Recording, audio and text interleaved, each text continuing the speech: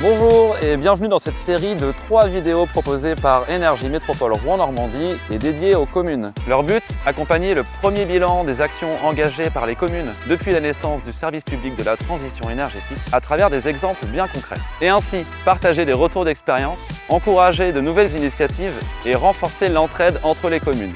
Car oui, quelle que soit leur taille, la transition énergétique des communes est possible. Dans cette vidéo dédiée à la sobriété énergétique, je vous propose d'aller à la rencontre de 3 communes qui agissent pour mieux maîtriser leur usage de l'énergie afin de réduire les consommations. C'est parti!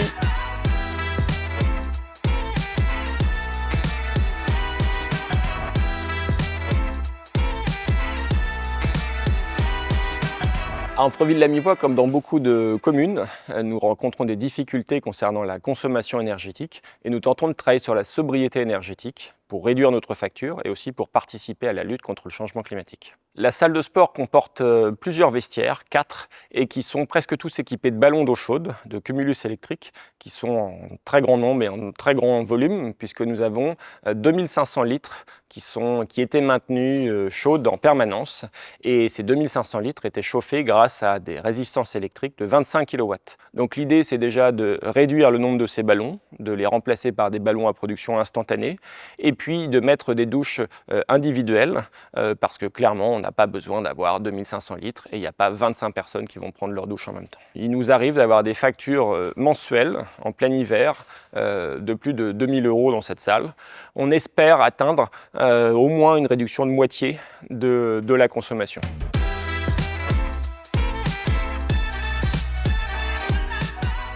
Sur la sobriété, on s'est dit qu'il fallait accompagner cette politique aussi de mesures sur les usages des bâtiments.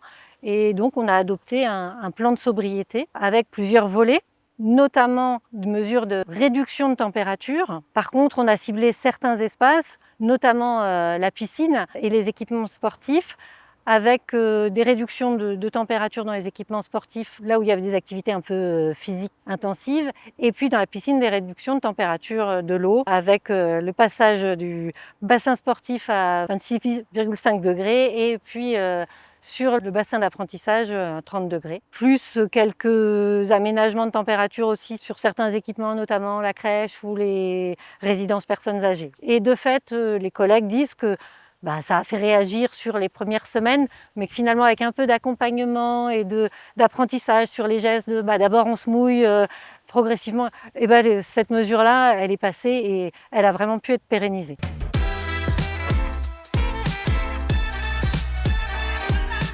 L'éclairage public à Roncherolles est une vieille question, puisque dès les années 80, cet éclairage public a été coupé la nuit. Entre 22h et 6h du matin, nous n'avons pas d'éclairage public, donc ça depuis les années 80. Donc ça ne pose pas de problème véritablement au niveau de la population.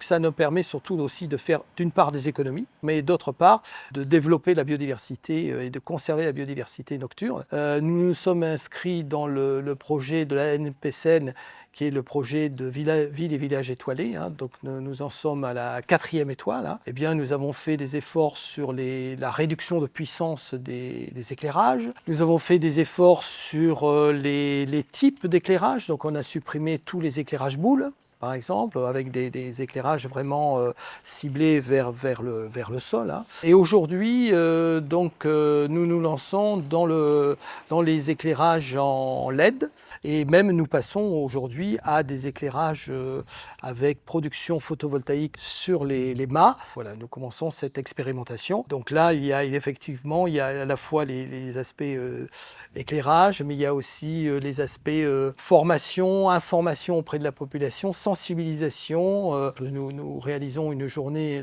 le jour de la nuit, qui est une journée de découverte du ciel, avec des aspects vision astronomique, dans lesquels tout le village est éteint et dans lequel nous essayons de sensibiliser toujours à cet aspect diminution de l'éclairage nocturne. On a été obligé de constater qu'on était mal outillés en termes d'outils de suivi, des mesures de température et des effets en termes de consommation énergétique. On travaille là actuellement à la mise en place d'outils de suivi, d'outils d'analyse et d'outils de pilotage de type gestion technique des bâtiments pour optimiser nos consommations de fluides. Et c'est notamment avec cet objectif qu'on a décidé de créer un poste de responsable énergie économe de flux, qui aura vraiment cette mission première d'optimiser la consommation des fluides sur l'ensemble des 70 bâtiments de la ville. Et aussi, parce que en fait tout est lié et il y a des passerelles, travailler sur les mesures d'efficacité énergétique et de préparer notre prochain marché de performance énergétique. Et puis aussi au déploiement un peu de systèmes de production d'énergie. Alors à la fois d'extension du réseau de chaleur qui est sur la commune, avec le raccordement de nouveaux bâtiments, mais aussi de solarisation de certains équipements pour aussi consommer notre propre électricité. Donc notre volonté, c'est de nous engager dans un marché public de gestion globale à paiement différé. Et pour cela, nous avons rejoint un collectif porté par la métropole et la ville de Bois-Guillaume. Notre volonté, c'est de faire intervenir des entreprises spécialisées qui réaliseraient des travaux d'isolation, d'amélioration de performance énergétique, et puis également du suivi très important. Ce qui nous manque, c'est de l'ingénierie fine, justement pour découvrir à quel moment la consommation d'eau est la plus importante, à quel moment le chauffage, la consommation de chauffage est la plus importante, pour ajuster tout cela et puis éviter de chauffer lorsqu'il ne le faut pas. Et pour cela, l'entreprise qui sera retenue dans le cadre du marché public nous permettra, grâce à ses connaissances et aux moyens humains dont elle dispose, de parvenir à un suivi et à déterminer précisément les sources d'économies qu'on pourra réaliser. À Roncherolles, sur les ateliers de sensibilisation, nous en avons fait 2 pour l'instant. Alors ils sont animés par la commission environnement, dans lesquelles une majorité d'habitants sont présents. Alors l'objectif est vraiment de partir des consommations et des exemples, des expériences des habitants dans différents domaines pour avancer et puis pour que tout le monde se mette un petit peu dans cette réflexion et dans des actions de rénovation. On avait différents stands, des stands dans lesquels les gens peuvent faire leur bilan carbone. Ensuite, ils peuvent avoir des évaluations sur leurs propres habitations à travers des logiciels pour voir quel type de réduction ils peuvent attendre dans leur logement. Et puis là, avec Alterne et France Rénov', ils sont venus donc sur un stand pour animer à la fois un débat et puis présenter des actions qui vont être sur les aspects véritablement rénovation énergétique de bâtiments. Alors ces ateliers ont bien marché.